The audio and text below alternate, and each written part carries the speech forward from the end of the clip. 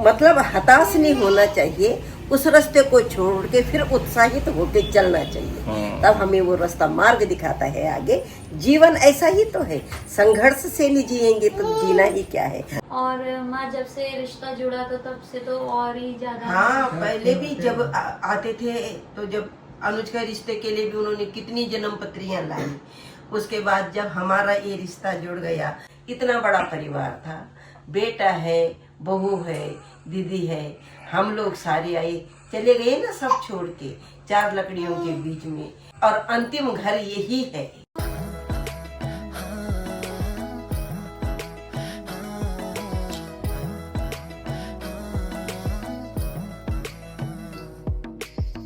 Hello दोस्तों, एक बार फिर से आप लोगों का स्वागत है हमारे कुरियाल फैमिली व्लॉग्स में। तो आज अनुज ने कहा कि तेरे साथ व्लॉग की स्टार्टिंग मैं करूंगा, क्योंकि आज इसकी जो वाइफ है ना, आज मेरी जो वाइफ है वो हमारे लिए कुछ स्पेशल बना रही है। अच्छा। क्योंकि दिव्या गई हुई है अपने मायके, तो वैसे तो सुबह का खाना और दिन का खाना। पापा को उठा ले पहले। हमारी जो छोटी है ना, बड़ी परेशान करती है, कहती है अच्छा अकेले अकेले व्लॉग। वैसे तो क्योंकि हमारे घर में सुबह का खाना और दिन का खाना हमारी दिव्या बनाती है, बट आज बना रही है मेरी वाइफ रुचि, और कुछ स्पेशल बना रही है। तो आज बनाई रही है हमारे लिए क्या क्या बनाती है देखते हैं, हम दिखाते हैं आपको भी। और ये मम्मी जो खाम खा डरी हुई थी, अब ठीक है, आ गए व्यूअर्स। ये मेरे को पता था कि हमारा जो परिवार है वो हमें दिल से चाहते हैं, और चाहते हैं कि हम इस परिवार से जुड़े रहें। हाँ। तो वो क्यों नहीं आएंगे।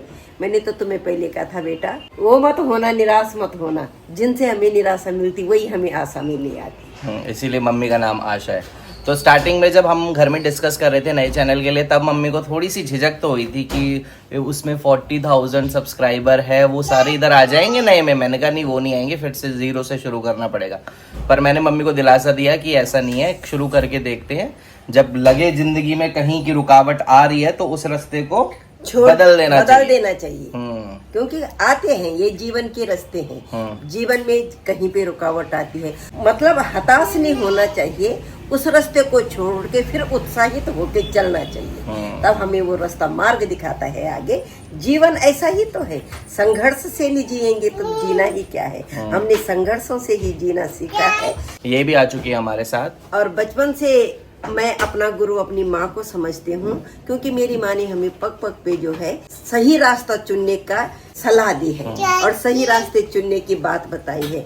मेरी माँ कहती थी कि विपत्ति धैर्य मता वद युग चमा सस शिवा पटुता एदा विक्रमा। हम जो है विपत्ति में धैर्य के साथ चलना चाहिए और उत्साहित होना चाहिए, अनुत्साहित नहीं। जब अच्छा होता तब हम क्यों सोचते कि हमारा अच्छा क्यों हो रहा, लेकिन गलत होने पे भी नहीं सोचना चाहिए कि हमारे साथ गलत क्यों हो रहा, क्योंकि ये जीवन है, कहीं उतार चढ़ाव आता है। कभी हम बहुत बुलंदियों पे चढ़ जाते, कभी गिर जाते, लेकिन ये पहलू अगर जीवन में ना आए तो जीवन का ही कोई मकसद नहीं। धूप है तो छाँव भी है, दिन है तो रात भी है, तो यही हर कर्म चलता रहता है हमारे जीवन में। तो इसी वजह से तो मैंने तेरे को कहा था कि जो हमारे परिवार के लोग हैं वो तो आएंगे, वो आएंगे। परिवार ये नहीं कि हम इतने इस कमरे के अंदर, परिवार हमारा इतना बड़ा है, हमारे 40,000 लोगों का परिवार है, तो वो हमारे साथ आएगा ही, और आगे देखना अच्छा ही होगा। और मम्मी कितनी खुश हो रही है। अभी तो 700 ही सब्सक्राइबर हुए हैं, पर कोई नहीं, धीरे धीरे बढ़ जाएंगे बेटा, बढ़ जाएंगे। और जैसे मम्मी की गुरु मम्मी की माँ है और हमारी गुरु हमारी माँ है, तो आप लोग समझ ही सकते होंगे मम्मी की ऐसी बातों से हमें बहुत कुछ सीखने को मिलता है। और अब चलते हैं, जो हम दिखाने वाले थे कि भाभी क्या बना रही है आज, आपको लेके चलते हैं किचन में। ये देखो दोस्तों, तो ये बन चुका है हमारे घर पर आज ब्रेड पकौड़ा। हाँ भाई, पसंद आए किसी को या सिर्फ बनाए जा रहे हो? वो देख की आवाज आ गई। हाँ, तो चलते हैं। ये ऊँ की आवाज यहाँ से आई है। हाँ भाई, कैसे बने? बड़े जबरदस्त। ये अपनी बीवी की तारीफ करने का एक मौका नहीं छोड़ता। कैसे बने? आपने खाए?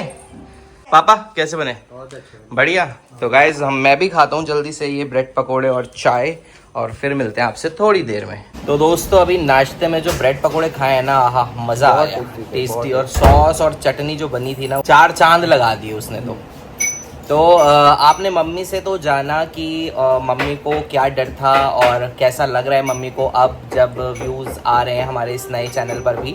लेकिन क्या वैसे ही डर अनुज को भी था? एक बार जानते हैं अनुज से। मुझे भी डर था, पर मुझे इतना डर नहीं था, क्योंकि मुझे को पता था कि जैसे ही तुमने ये वीडियो डाली होगी ना अपना कि हमारा ये आखिरी ब्लॉग है चैनल पे, बट मैं इसे कह रहा था कि इसे आखिरी ब्लॉग मत डालो, कंटिन्यू रखो इस चैनल को, क्योंकि उस चैनल से हमारी पहचान है। राहुल को अभी भी यही सजेस्ट करूँ कि उस चैनल को पूरी तरह से बंद मत करो। नहीं, हम पूरी तरह से बंद नहीं करेंगे, हम उसमें कुछ कुछ चीजें डालेंगे, हाँ। कुछ व्लॉग्स भी डालेंगे कभी कभी। 40,000 सब्सक्राइबर क्यों ना हो हमारे, बट वो हमारे जेन्युइन सब्सक्राइबर है।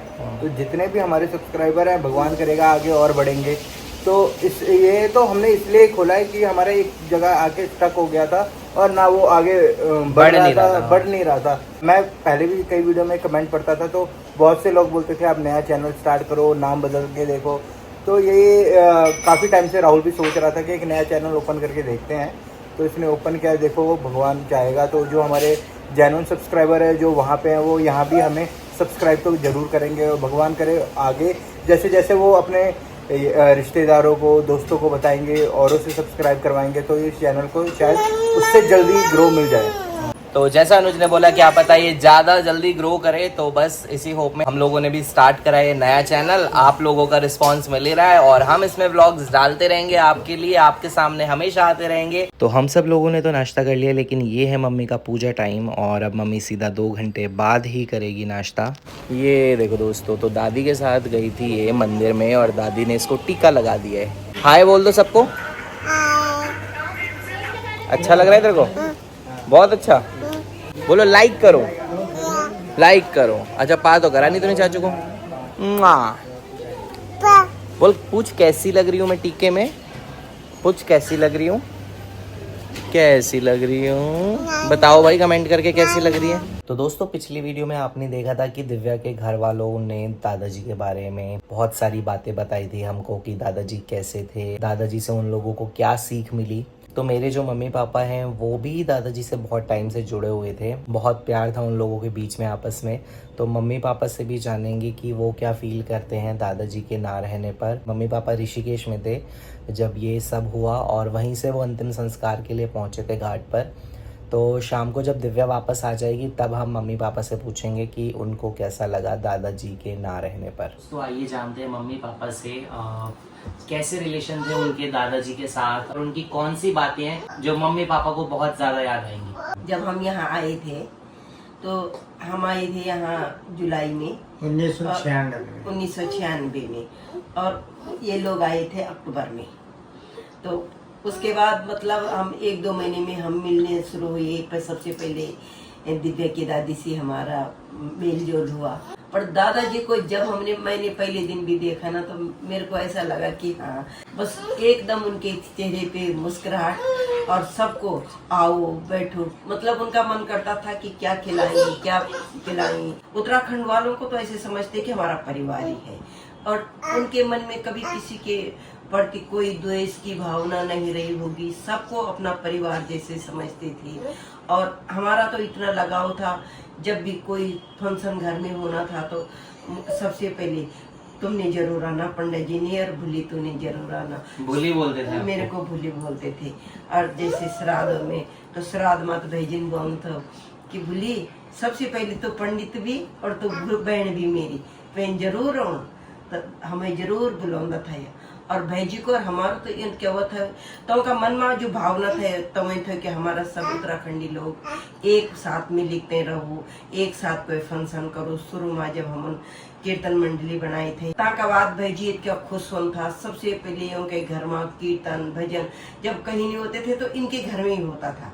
वहीं हमें जगह भी लंबी चौड़ी वहीं मिलती थी, क्योंकि इनका 150 गज में घर था बना हुआ था, तो वहाँ इतनी बड़ी पार्किंग थी, वहीं हमें घर मिलता था, तो वहीं हम कीर्तन भजन करते थे।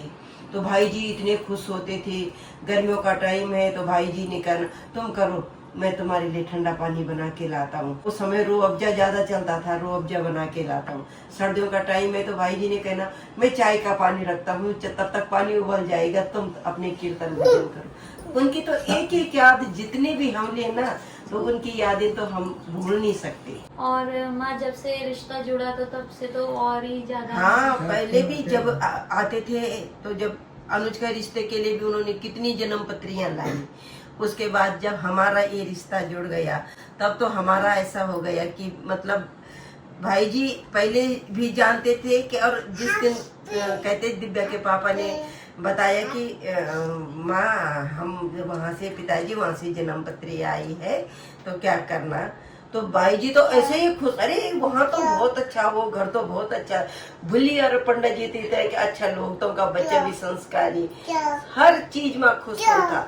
आज रिश्ते हुए भी हमारे 3.5 साल हो गई, लेकिन वो उनके साथ ऐसा रहा कि जुलाई में 4 साल हो जाएंगे जब हमने रिश्ता मतलब वो तय तो किया खुद ही था। बोलते थे ना हाँ। कि मुझे संधि संधान नहीं लगते, हाँ, मेरे भाई बहन नहीं मेरे लगते। भाई बहन लगते हैं। हाँ। उत्तराखंड एक पर्वतीय क्षेत्र का उन्होंने एक संगठन बनाया था यहाँ पे, तो वो 3-4 लोग थे, जैसे नौटियाल जी हैं, अभी हैं वो नौटियाल जी भी है, और ये मेन मुख्य रहे थे कि सबको जोड़ना, जितने भी उत्तराखंडी थे सबको जोड़ के चले यहाँ पे, तो बहुत अच्छा लगता था उनके साथ रह के, सबको अच्छी सीख मिले। मतलब उसका संचालन बहुत अच्छे से करा। अब जो यंग लोग हैं उनको समिति सौंप दी गई है, अब वो करता धरता है, पर वो भी चाहते थे कि दादाजी जरूर आए, उनकी तबीयत उतनी ठीक नहीं थी, वो स्पेशली गाड़ी लेके वो घर गए। सबके चहेते थे। हाँ। सबके उनकी मुस्कान जो थी वो सब ऐसी थी कि सबको अपना बना लेती थी। अब जब वो बीमार हुए तो केवल 2 महीने से ऐसे हुए कि जो वो ज्यादा ही वो हो गए थे, नहीं तो बीमारी में भी वो अपना 4 बजे उठना, अपने मंदिर का सफाई करनी, मंदिर में ज्योत बत्ती करनी, तो ये उनका दिनचर्या थी। जिस दिन मैं गई उस दिन मैंने इनको कहा कि हम देख के जाते हैं भाई जी को, क्योंकि मुझे अंदर से ये हो रहा था। जब मैं पहले गई, मेरा देवर खत्म हुआ, तब भी मेरे को लगा भगवान ये न हो हम वहाँ भी जा रहे हैं, और जब तब तक भाई जी न चले जाए। फिर हम सीना की शादी में गए तो मन में यही था हम शादी में जा रहे हैं, ये न हो, और हुआ भी ऐसा ही कि जब भाई जी यहाँ से अपने धाम को गए तो तब भी हम सही में दोनों जने यहाँ नहीं थे। जैसे ही पता चला हमें एकदम ऐसे लगा कि हमारे बीच में से एक हमारी हस्ती चली गई, लेकिन जब उनके दुख को भी देख रही थी तो उसको देख के भी ये हो रहा था कि हाँ उनको शरीर बहुत कष्ट पा रहा था। लेकिन जब हरिद्वार में हमने देखा, हम भी सुबह 10:30 बजे पहुंच गए थे और ये लोग भी यहाँ से 10:30 बजे वहाँ पहुंच गए थे। उस समय ये लगा कि क्या है, मैंने इनसे कहा जब हम आने लगे, मैंने कहा देखो इतना बड़ा परिवार था, बेटा है, बहू है, दीदी है, हम लोग सारे आए, चले गए ना सब छोड़ के, 4 लकड़ियों के बीच में छोड़ के जला के चले गए, और अंतिम घर यही है। उस टाइम वहां से आने के ऐसा लगा कि एक बंदे को हम यहाँ छोड़ के चले जा रहे हैं और अब कोई नहीं, सच्चे घर में पहुंच गए हैं। वो अपने घर आके फिर दीदी से मिले, घर में भी सब लोगों की हालत, एक परिवार का एक सबसे महान पुरुष जाना कितना बड़ा वो होता है, तो बहुत दुख लगा उनके जाने का। तो और उनकी यादें पग पग में आती रहेगी। वो हमारे बीच में नहीं रही, लेकिन उनकी यादें हमारे बीच में हमेशा उत्तराखंडी याद करते हैं, और सारे उत्तराखंडी जहाँ तक है उनको याद करेंगे, सबके दिलों में वो बसे रहेंगे। तो दोस्तों अब जानते हैं भाई भाभी से। मैंने दादाजी को तुम लोगों की शादी के बाद से ही देखा है, और लिटरली बताओ कि दादाजी जैसे मेरे छोटे दादाजी थे, मुझे बिल्कुल वैसे लगते थे। उनकी कद काठी बिल्कुल दादाजी जैसी थी मेरी, तो मेरे दादाजी तो रहे नहीं। तो जब मैंने उनको देखा ना तो मुझे ऐसा लगा कि यार सच में मेरे दादाजी बिल्कुल जैसे मेरे दादाजी थे ऐसे थे। दिव्या के दादाजी भी खुश मिजाज, और मतलब इतनी खुश होते थे ना जब उनसे मिलो, मतलब उनको बहुत अच्छा लगता था कि उनसे मिले कोई, उनके घर जाए, कि मतलब आता रहे, मेरे से मिलते रहे। तो हमें भी होता था कि यार की बड़ों का आशीर्वाद होना बहुत जरूरी है। कभी भी मिलते थे तो बोलते थे घर नहीं आते, तुम घर आओ, मिलो, दादी भी और लास्ट टाइम भी जब दादाजी की तबीयत ज्यादा खराब हो गई थी तो हम देखने गए थे। हाँ। और उस दिन सच में दादाजी को देख के मैंने शायद बहुत टाइम बाद देखा दादाजी को। दादाजी बहुत ज्यादा कमजोर हो गए थे, और घर पे आके मैंने माँ को यही बोला, मैंने कहा माँ आज तो ना दादाजी को देख के ऐसा हो गया कि सच में दादाजी को मुक्ति मिल जाए ऐसे, उससे मतलब बहुत ज्यादा। उस टाइम तो मुझे भी ऐसा लग रहा था कि दुख तो कैसे नहीं होता कि मतलब बड़ों का साया भाई, सर पे बड़ों नहीं का रहता, सर पे होना बहुत लेकिन जरूरी इतना होता है। कष्ट वो झेल रहे थे, उनसे उनको मुक्ति मिल गई। अब जहाँ भी रहे बस उनकी आत्मा को शांति मिले, यही हम चाहते हैं बस।